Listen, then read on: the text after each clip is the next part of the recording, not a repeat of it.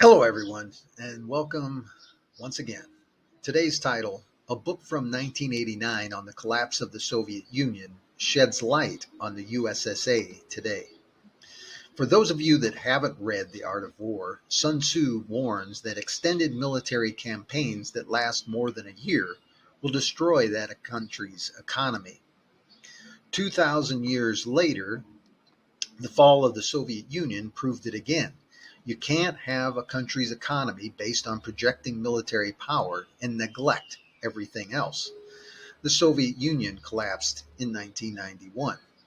Here we are, 31 years later, about to witness it again with the USSA. In the last 20 years, the official U.S. government debt has expanded 6 times, from less than $5 trillion in 2001 to more than $30 trillion in 2022, with the current annual debt incurred of over 3.1 trillion. That's 3,100 billion, or more than $1 billion for each county in the U.S. Imagine having to raise $1 billion from your local community. And that's the official government numbers. The truth is much worse, unfortunately. Check out this C-SPAN eye-opening interview from 1989. I'll refer it to the in the notes. At the time, I was stationed in West Germany, courtesy of the U.S. Army, guarding Western Europe from a Soviet invasion that never came. Of interest here is her pointing out that near the end of the Soviet Empire, the finance minister of the Soviet Union had come clean to acknowledge that their annual debt was approaching 15% of their GDP, something the U.S. government has recently accomplished even with doctored numbers for the past few years. You might also be fascinated to find out who had been propping up the Soviet Union with loans and credits during the 1980s. Why does the powers that shouldn't be have to come up with crisis after crisis, a pandemic, and now the threat of World War III?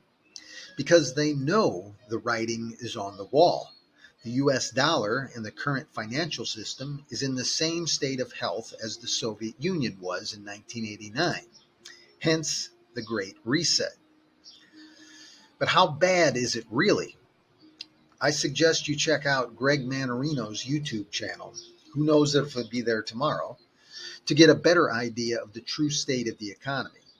Practically every day now, bad news is quickly shuffled under the carpet as the news ceaselessly covers World War III. Greg is a great resource on the Fed and the amount of money printing going on. The economy is no longer running on productivity in the United States. It's running on borrowed money every day now. And that won't and can't continue forever. It's going to be an extremely difficult time for a large portion of the population of the Western world's modern democratic, and I say democratic with quotes, economies. The politicians of those countries have promised over $500 trillion in services that they won't be able to provide. And what do when you go bankrupt? You get rid of the liabilities. Liabilities like Social Security recipients, welfare recipients, medically dependent, etc. They are the liabilities. And consolidate the assets. Bank accounts, real property, stocks, bonds, etc. are the assets. Those will be cleverly and quietly confiscated via things like inflation. So for those who have lived in Eastern Europe or the Soviet Union in the 80s or 90s, they can tell some tales of hardship.